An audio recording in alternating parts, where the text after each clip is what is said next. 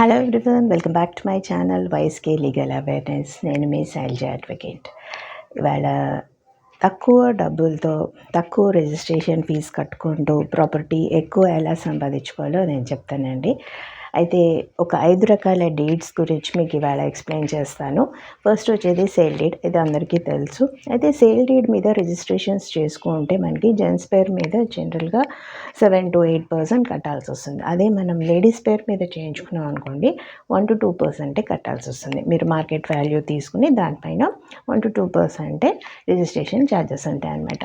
ఇది stamp fee తక్కువ కట్టుకొని ఎక్కువ ప్రాపర్టీ ఎలా సంపాదించుకోవాలో ఫస్ట్ పాయింట్ అనమాట. లేడీస్ పేరు మీద చేయండి, ప్రాపర్టీ ఎక్కువ సంపాదించుకోండి. నెక్స్ట్ వచ్చేసరికి గిఫ్టెడ్ ఎయిడ్. గిఫ్టెడ్ ఎయిడ్ కూడా మనకి తక్కువ ఖర్చుతో అవుతుందండి. 6% కట్టుకోవాల్సి వస్తుంది అనమాట. సో గిఫ్టెడ్ ఎయిడ్ మీద రిజిస్ట్రేషన్స్ చేసుకోండి, ప్రాపర్టీ ఎక్కువ సంపాదించుకోండి.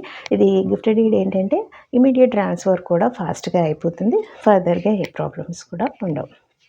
నెక్స్ట్ వచ్చేది థర్డ్ విల్ డీడ్ అండి. విల్ డీడ్ కూడా రిజిస్ట్రేషన్ చేసుకొని పెట్టుకోండి. దీనికి కూడా విల్ డీడ్ రిజిస్ట్రేషన్కి చాలా తక్కువ ఫీ ఉంటుంది. స్టాంప్ ఫీ తక్కువే కట్టుకోవాల్సి వస్తుంది. సో ఇది కూడా మంచి ఆప్షన్ అనమాట మనకి, స్టాంప్ ఫీ తక్కువ కట్టుకొని మన పేరు మీద మార్చుకోవడానికి. సో విల్ డీడ్ అనేది రిజిస్ట్రేషన్ చేయించుకోండి. అలాగే తర్వాత వచ్చేది రిలింక్విష్మెంట్, ఫోర్త్ వన్. ఈ రిలింక్విష్మెంట్ డీడ్ ఏంటి, అసలు రిలింక్విష్మెంట్ అంటే ఏంటో తెలుసుకోండి. రిలింక్విష్ అంటే మన రైట్ని మనము వేరే వాళ్ళకి ట్రాన్స్ఫర్ చేస్తాం అనమాట. అంటే ఇప్పుడు అక్క చెల్లెళ్ళు ఉంటారు, మంచి వాళ్ళు కూడా వెల్ సెటిల్డ్ ఉంటారు కాబట్టి వాళ్ళు ఏమంటారు, నువ్వు హ్యాపీగా ఉంటే చాలరా అని చెప్పి బ్రదర్స్కి వాళ్ళ ప్రాపర్టీని మీరిద్దరూ హ్యాపీగా పంచుకోండి, మాకేం వద్దు అని సిస్టర్స్ అంటారు.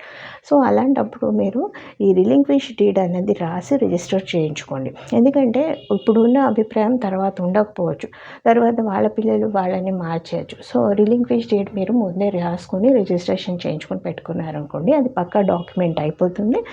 తర్వాత ఫర్దర్గా మీ సిస్టర్స్ కానీ వాళ్ళ పిల్లలు కానీ వచ్చి అడిగే ఛాన్సెస్ ఉండదన్నమాట. ఒకవేళ అడిగినా కూడా ఈ డీడ్ రిజిస్టర్డ్ అయి ఉంటుంది కాబట్టి వ్యాలిడిటీ ఎక్కువ ఉంటుంది. సో మీకు ప్రాబ్లం ఉండదు. నెక్స్ట్ వచ్చేసరికి ఫిఫ్త్ వన్, లాస్ట్ది ఫ్యామిలీ సెటిల్మెంట్ డీడ్.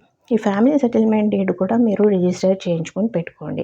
దీనికి కూడా స్టాంప్ డ్యూటీ తక్కువే ఉంటుందన్నమాట. బ్రదర్స్ అండ్ సిస్టర్స్ ఏదో రాసుకొని జస్ట్ ఎంఓయూ రాసుకొని దాన్ని పక్కన పెట్టుకోవడం కాకుండా ఈ ఫ్యామిలీ సెటిల్మెంట్ డీడ్ అనేది రాసుకొని మీరు దాన్ని రిజిస్ట్రేషన్ చేసుకొని పెట్టుకుంటే మీ పేరు మీద మీ ప్రాపర్టీ పక్కా అయిపోతుంది. మీరు ఎంజాయ్ చేయొచ్చు, మీ తర్వాత ఫర్దర్ జనరేషన్ కూడా ప్రాబ్లం ఉండదన్నమాట.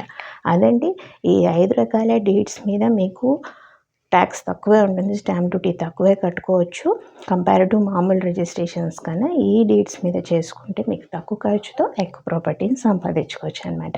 అదండి ఇవాళ వీడియో. మీకు ఏదైనా డౌట్స్ ఉంటే నా మెయిల్ ఐడికి మెయిల్ చేయండి. నా మెయిల్ ఐడి మీకు డిస్క్రిప్షన్లో మెన్షన్ చేస్తున్నాను. ఏమైనా డౌట్స్ ఉంటే కామెంట్ సెక్షన్లో కూడా మెన్షన్ చేయండి.